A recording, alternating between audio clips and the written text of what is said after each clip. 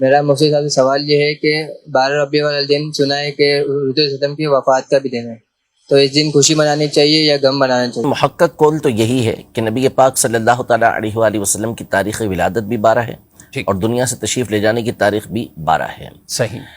ہمیں اس بات کا حکم نبی پاک صلی اللہ علیہ وسلم کی شریعت کے اندر ہے کہ ہم نے جس کا انتقال ہوا اس کے لیے 3 دن سے زیادہ سوگ نہیں منانا۔ نبی پاک صلی اللہ علیہ وسلم کی واضح اور صحیح حدیث مبارکہ موجود ہے، صرف اس عورت کے لیے 4 مہینے 10 دن عدت کا حکم دیا، سوگ کا حکم دیا جس کے شوہر کا انتقال ہوا ہو۔ ٹھیک ہے۔ اس کی بھی جو لمٹ ہے وہ اگر حاملہ نہیں ہے تو 4 مہینے 10 دن پر پوری ہو جاتی ہے، اس سے زیادہ سوگ منانے کی، غم منانے کی کسی کو اجازت نہیں ہے۔ تو اب 12 تاریخ جو ہے نبی پاک صلی اللہ تعالیٰ علیہ وآلہ وسلم کا جب وصال ہوا تو ظاہر ہے کہ 3 دن سے تو بہت لمبا عرصہ گزر چکا، جو غم تھا وہ 3 دن منانے کی اجازت تھی۔ اب یہاں پہ میں 2-3 باتیں آپ کے سامنے عرض کر دوں۔ پہلے تو اس پر دلیل دے دوں کہ بعض اوقات ایک ہی دن ہوتا ہے کہ جس میں خوشی بھی حاصل ہوئی ہوتی ہے اور غم بھی حاصل ہوا ہوتا ہے، یعنی ولادت بھی ہوتی ہے اور دنیا سے جانا بھی ہوتا ہے، اس کے باوجود ہمارے لیے وہ دن عید کا دن ہوتا ہے۔ اس کی سب سے بڑی مثال جمعہ کا دن ہے کہ جمعہ کا دن مومنوں کے لیے عید کا دن قرار دیا گیا اور سید الایام قرار دیا گیا، اور اس کی جو مختلف وجوہات بیان کی گئیں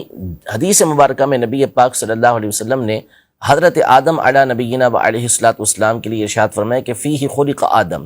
اسی میں حضرت آدم علیہ السلام کی ولادت ہوئی، وفیہ مات، اور اسی میں حضرت آدم علیہ السلام دنیا سے تشریف لے کر گئے۔ تو دونوں ایک ہی دن ہوا، یعنی جمعہ کا دن تھا اسی دن ولادت ہوئی، جمعہ کا دن تھا اسی دن دنیا سے پردہ فرمایا، لیکن اس کے باوجود ہمارے لیے جمعے کا دن عید کا دن قرار دیا گیا۔ ٹھیک ہے۔ حالانکہ ہمارے جد امجد کی، ہمارے والد کی ظاہر ہے کہ اس دن وفات ہے، لیکن اس کا ہمیں حکم نہیں دیا گیا کہ ہم اس کا غم منائیں۔ ہمیں حکم دیا گیا کہ یہ ہمارے لیے خوشی کا دن ہے، سید الایام ہے، ہماری عید کا دن ہے، فقراء اور غرباء کے لیے حج کا دن ہے۔ تو اب آپ اس سے اندازہ لگا لیں۔ دوسری بات یہ کہ مسئلہ یہ نہیں ہے کہ خوشی یا غم، تو جناب آپ غم منا کے دکھا دیں۔ 12 تاریخ کو جب ہم لوگ جلوس لے کے باہر نکل رہے ہوں تو پھر آپ غم والا لباس پہنیں اور آپ کے آنکھوں سے آنسو بہہ رہے ہوں اور آپ غم مناتے ہوئے روڈوں پہ کھڑے ہو جائیں کہ ہم غم منا رہے ہیں، تو آپ تو ایسا بھی نہیں کرتے۔ تو اس کا مطلب مسئلہ یہ نہیں ہے، مسئلہ کچھ اور ہے۔ تو خوشی منانا یہ شریعت مطہرہ کا حکم ہے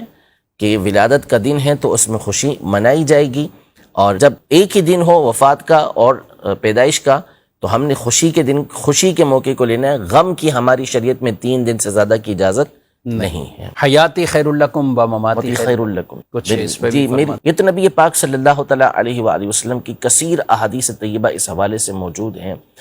کہ ایک تو یہی جو آپ نے حدیث پاک بیان کی مسند بزار کی کہ میری زندگی تمہارے لیے بہتر ہے اور میری دنیا سے رخصتی بھی تمہارے لیے بہتر ہے۔ زندگی اس لیے بہتر ہے کہ تم سوال کرتے ہو، پوچھتے ہو تو میں تمہیں جواب دیتا ہوں۔ دنیا سے پردہ فرما جانا اس لیے بہتر ہے کہ تمہارے اعمال مجھ پر پیش کیے جائیں گے، تو جب تمہارے اعمال پیش ہوں گے اچھے ہوں گے تو میں خوش ہوں گا، اور جس کے اندر برائی ہوگی تو اس کے لیے میں اللہ کی بارگاہ میں استغفار کروں گا۔ یہ حدیث پاک کا خلاصہ ہے۔ دوسرا صحیح مسلم شریف کی حدیث مبارکہ ہے کہ نبی پاک صلی اللہ علیہ وسلم نے ارشاد فرمایا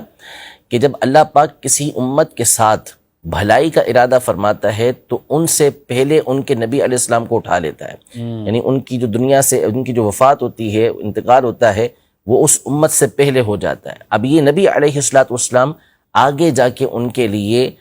ذخیرہ بنتے ہیں اور ان کے لیے راحت کا سامان کرتے ہیں۔ اور جب اللہ پاک کسی نبی علیہ السلام کو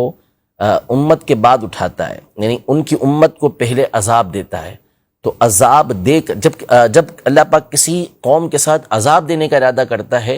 تو اس نبی علیہ السلام کے سامنے اس کی قوم کو عذاب دیتا ہے تاکہ اس کے ذریعے ان کی آنکھیں ٹھنڈی ہوں۔ تو نبی پاک صلی اللہ تعالیٰ علیہ وسلم، امتوں میں ایسے ہوئے ہیں، واقعات ہوئے ہیں بھی کثرت کے ساتھ ہیں ایسے۔ تو نبی علیہ السلام کا دنیا سے پردہ فرمانا بھی آپ علیہ السلام کی احادیث کی روشنی میں ہمارے لیے یہ بہتر تھا کہ نبی پاک صلی اللہ علیہ وسلم نے بالآخر ایک دن دنیا سے تشریف لے جانا تھا، لیکن ظاہر ہے کہ غم کی کیفیت اس وقت طاری تھی جو صحابہ کرام علیہم رضوان کے دور میں ہوئی، لیکن اس کے بعد پھر غم کی کیفیت نہ رہی۔ ورنہ اگر اس بات کو لیا جائے تو یقیناً نبی پاک صلی اللہ علیہ وسلم کا دنیا سے رخصت ہونا یہ ایک ایسا غم ہے کہ ایک لمحہ بھی کسی کو پھر خوشی حاصل نہیں ہونی چاہیے، کہ ہر وقت غم کے اندر ہی بندہ رہے، لیکن اللہ پاک نے اس چیز کا حکم بھی نہیں دیا اور ہمارے دلوں کو اس پر رکھا بھی نہیں ہے.